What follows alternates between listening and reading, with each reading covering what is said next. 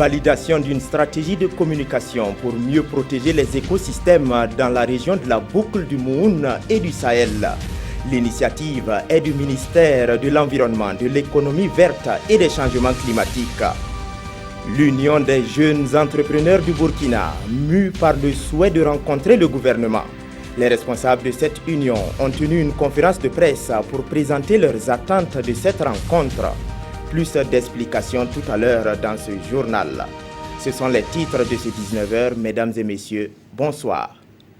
Ce 26 avril, le ministère de l'Environnement, de l'économie verte et des changements climatiques a validé une stratégie de communication pour le compte du projet Adaptation basé sur les écosystèmes. Ce projet va intervenir dans la région de la boucle du Moun et du Sahel pour sauvegarder un corridor forestier ainsi que la mare d'Orsi. Plus de détails avec Issa Kafando et Vincent Kiendrebego.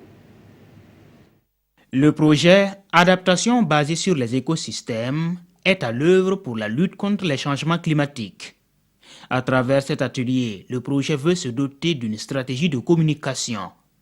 Une stratégie qui vise à faciliter la mise en œuvre du projet par l'adhésion et l'implication des populations. C'est pour effectivement que les bonnes pratiques qui ont été recensées puissent être mises en œuvre à l'effet d'apporter une adhésion des populations à cet important programme qui travaille sur les écosystèmes sensibles au niveau de la région du Sahel et dans la région de la boucle du Moun. Donc c'est pour surtout valoriser et mettre en œuvre les bonnes pratiques et bien sûr dans une stratégie communicationnelle, ce qui est comme mauvaise pratique à bannir pour que ce programme puisse atteindre ses objectifs. Il s'agit pour ces 28 participants d'examiner et d'amender les différents axes de communication proposés par le consultant. Nous avions proposé une stratégie de communication qui vise deux objectifs. Le premier objectif, c'est créer une sorte de visibilité autour du projet, qui est une espèce de pilote de l'ensemble des actions qui doivent être déployées dans le cadre de la protection à la fois de l'environnement, mais de la lutte aussi contre la désertification et toutes les pratiques négatives allant à l'encontre justement de toutes les pratiques qui doivent être mises en place pour sauver l'environnement. Le document qui sera donc validé à l'issue de cette rencontre devrait permettre la bonne exécution de ce projet dans les régions de la boucle du Moun et du Sahel. Nous prenons à présent la direction de Founzan dans la province du Tuy, où la coopérative de prestation de services agricoles mène des activités pour contribuer à la sécurité alimentaire et nutritionnelle des populations rurales.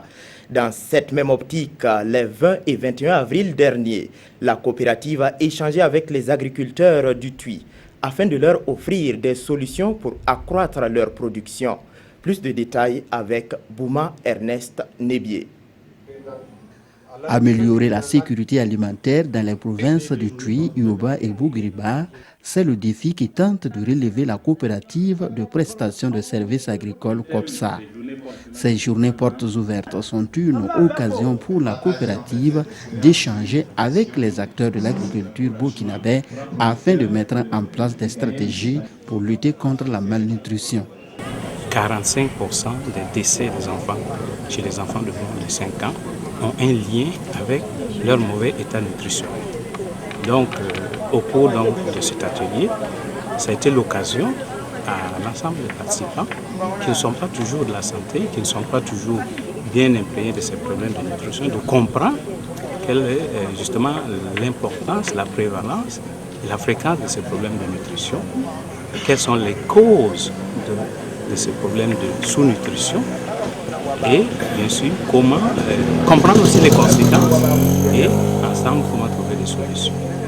Au niveau de l'enquête SMART 2016, les résultats montrent que c'est la région du sud-ouest dont fait partie Founzan, donc siège de la COPSA, qui est la seule région à être au-dessus des normes de l'OMS. Le seuil critique de l'OMS de 10% pour la malnutrition aiguë globale. Et donc ça veut dire qu'il faut des actions fortes pour inverser la tendance. Un atelier qui a porté sur les exportations agricoles et la sécurité alimentaire, des conférences, débats et une rue marchande étaient au cœur de ces journées portes ouvertes.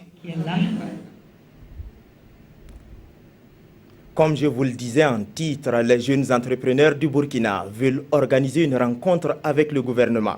Regroupés au sein de leur union, ils ont tenu une conférence de presse pour non seulement annoncer l'événement, mais aussi se prononcer sur la situation nationale. Le reportage est signé Césaire Carfo et Vincent Kiendrebeogo.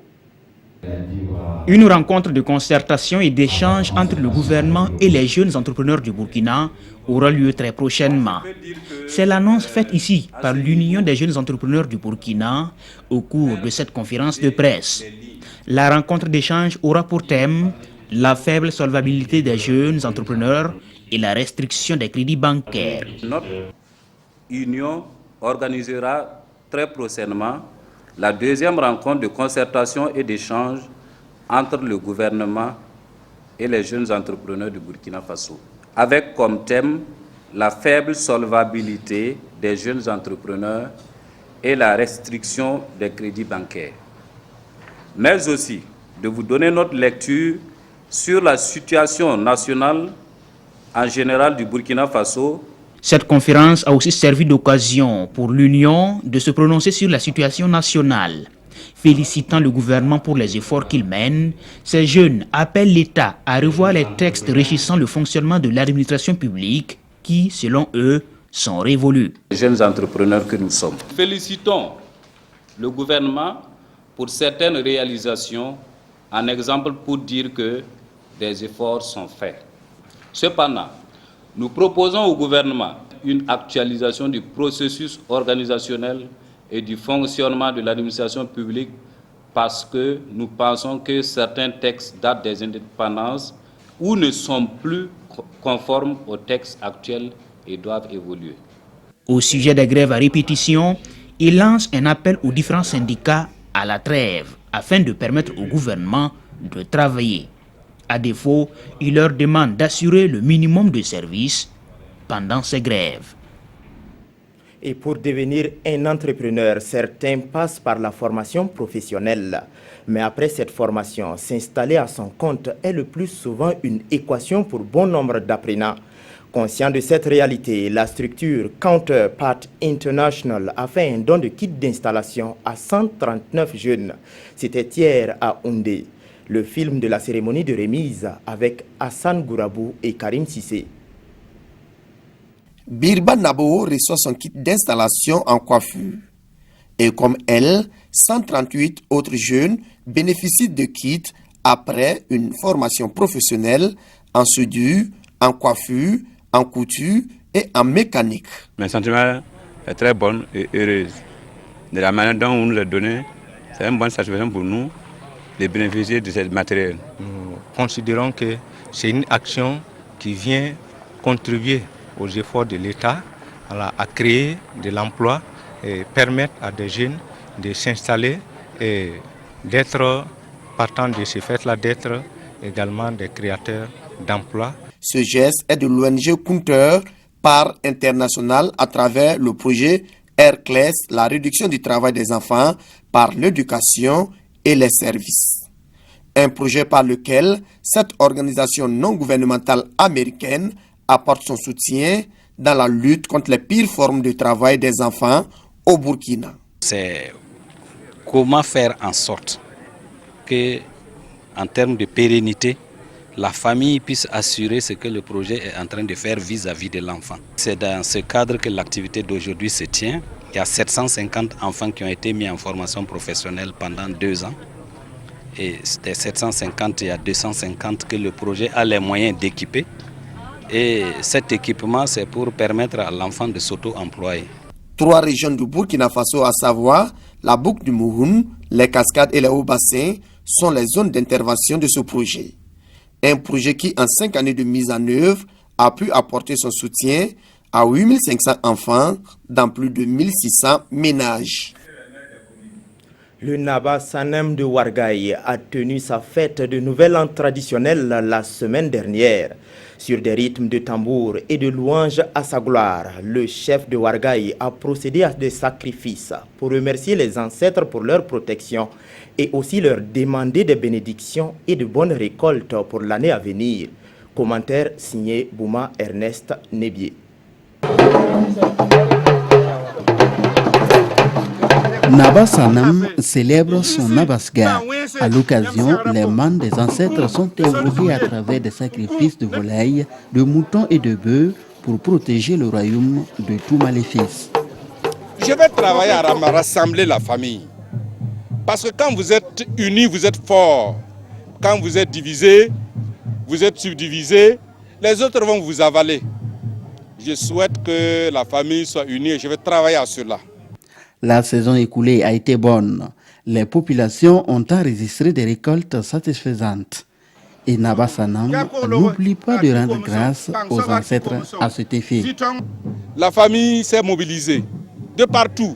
Nous avons des hommes à Konglorin, à Pinsiri, à Nagara, partout, à Bakou. Ils sont tous venus. Ouagadougou, Banfora, ils sont tous venus boire l'eau de la nouvelle récolte que nous avons donnée aux ancêtres. Cette cérémonie intervient 2 mois après son intronisation en tant que chef de canton de Ouargaï. Il place son règne sous le signe de la cohésion sociale.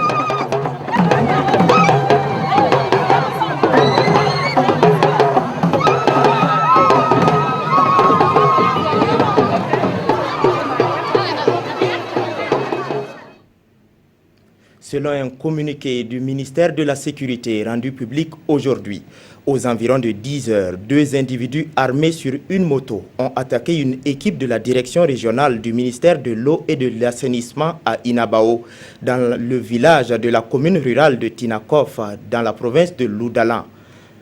L'équipe qui conduisait un véhicule bleu Toyota Hilux immatriculé 11AA 7431 BF était composé de 4 personnes. Les assaillants ont pris en otage 2 personnes, un agent de la direction régionale de l'eau et de l'assainissement et le point focal de la direction régionale de l'eau auprès de la mairie de Tinakov. Ils sont partis avec le véhicule. Aux dernières nouvelles, les 2 personnes ont été retrouvées saines et sauves ce soir, mais le véhicule a été emporté par les ravisseurs. Ainsi prend fin ce 19h. Merci de l'avoir suivi. Peggy Ouedraogo vous retrouve à 20h pour d'autres actualités. Bonsoir.